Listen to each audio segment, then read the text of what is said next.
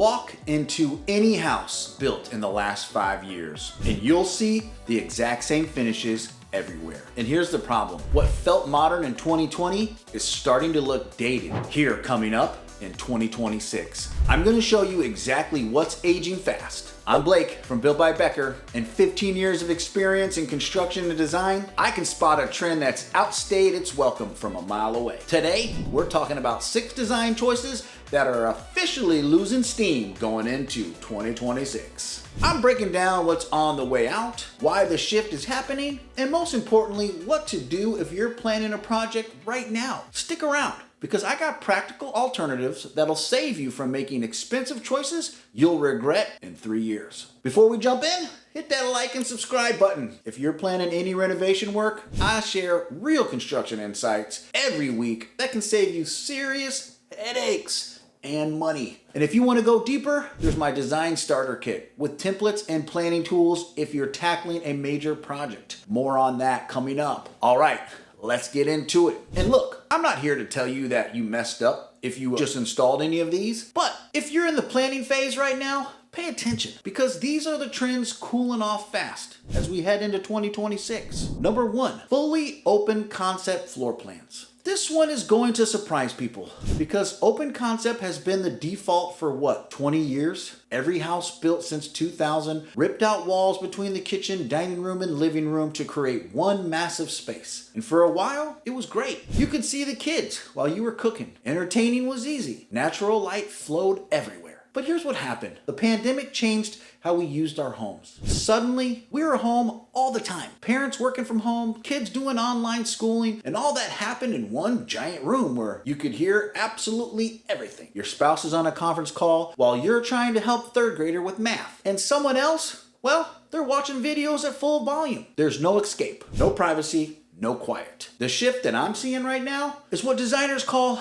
broken plan living. You still have the flow and the connection between spaces, but there are strategic divisions. Maybe it's a half wall. Maybe it's a sliding door. Maybe it's just thoughtful furniture arrangement that creates zones. The point is giving people options. Sometimes you want to be together in one big space, and sometimes you need to close off an area for privacy and or quiet. The other issue with fully open concept is acoustics. Hard surfaces everywhere, wood floors, tile backsplash, granite countertops, no walls to absorb sound, everything echoes. Conversations bounce around. The dishwasher runs and you hear it in every corner of the house. I've been in so many open concept homes where people are basically yelling at each other from 20 feet away because the acoustics are terrible.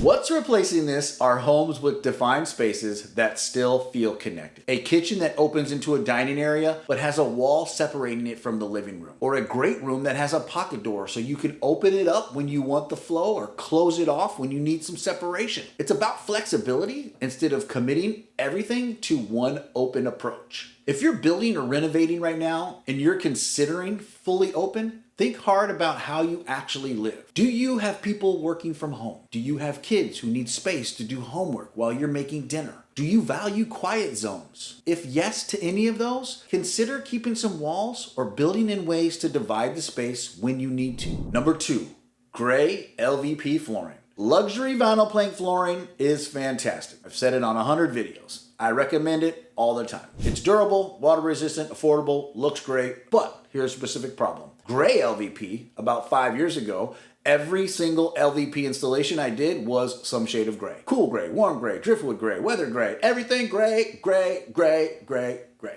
And I get it. Gray felt modern, it felt clean, it matched the whole minimalistic look. But now we're seeing a hard shift away from it. And there's a specific reason why. Gray flooring has undertones, usually violet or blue, and those undertones clash with almost everything. You put gray floors in a room and then you try to bring in warm furniture or wood tones or brass. It just doesn't work well with everything. It just feels off. The other problem is that gray ages in a visually weird way. Not physical wear, the product itself holds up great, but aesthetically, gray LVP is starting to read very 2019 to 2022. When you walk into a house with gray floors, you immediately know it was renovated back then. And that's not what you want from a flooring choice that you're going to be living with for 15 to 20 years. What's replacing gray LVP are warmer wood tones, honey oak, natural maple, light walnut. These actually look like wood instead of trying to look modern. These warmer tones work well with more finishes and furniture styles. They don't fight with brass hardware or leather sofas or wood dining tables. Everything just flows better. If you've already got gray LVP, you're not doomed. Calm right down. You can warm up the space significantly by bringing in area rugs in a warm tone,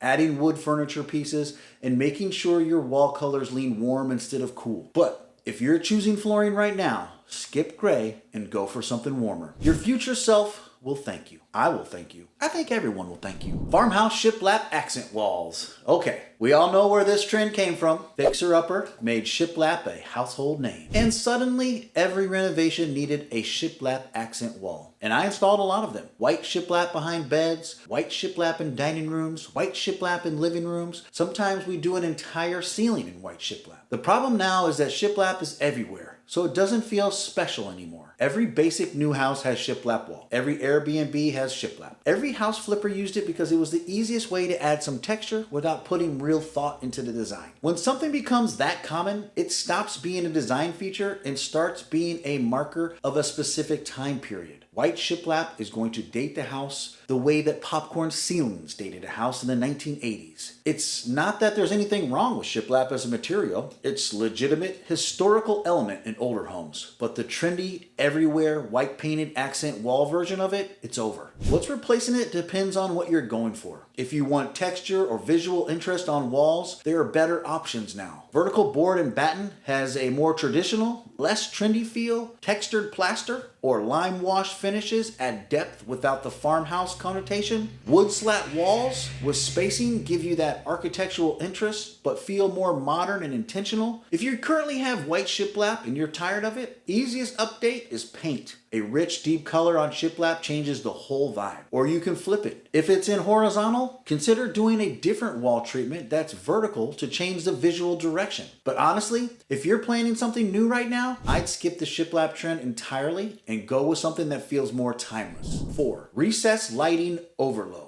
This one drives me absolutely crazy, and I've been talking about it for years. I walk into a new construction home, look up, and count 49 recessed lights in an open concept main floor. That's not lighting design. That's giving up on lighting design. Somewhere along the way, builders and designers decided that recessed lighting was the answer to every lighting question. Kitchens need light, right? 12 recessed lights. Living room needs light, right? 8 more. Hallway, 4.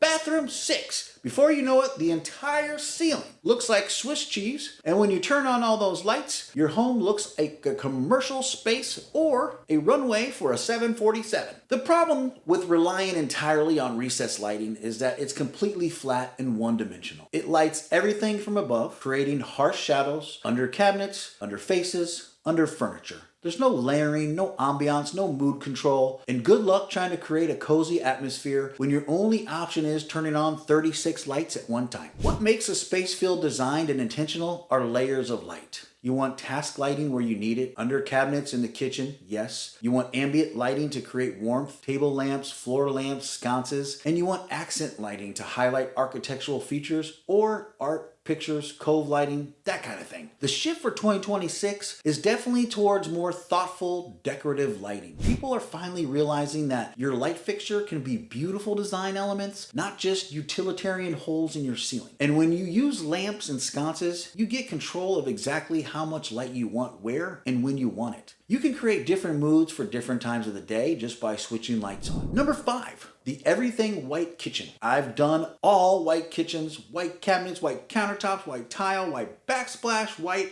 everything. And they're timeless, and they look great in photos. But here's what I've learned from homeowners living in these kitchens 3, 5, 7 years later. They're exhausting to maintain. Every fingerprint shows, every water spot shows, every bit of grease splatter, every crumb on the white counter. You're basically signing up for constant cleaning and vigilance just to keep it looking the way it did in those photos. And that gets old fast. People start saying things like, I love how it looks, but I'm afraid to cook in here. Or I spend more time cleaning than enjoying my kitchen. And that's not what a kitchen should be. The other issue with all white kitchen is that they start to feel cold and sterile. White is reflective, which means it bounces light, which sounds good until you realize it also creates glare and can cause some harsh feeling. Without any contrast or depth, white kitchens can start to feel more like a laboratory than the heart of the home. What's replacing all that white kitchen are kitchens with layers and depth. Maybe white uppers but wood lowers, cream cabinets or natural stone counters that have variations in them, maybe white cabinets with a colorful island. The point is adding visual interest and warmth while still keeping things light and bright. The smartest kitchen design approach right now is thinking about maintenance from day one. Choose finishes that hide everyday wear, matte countertops instead of high gloss white, cabinets with a slight texture or grain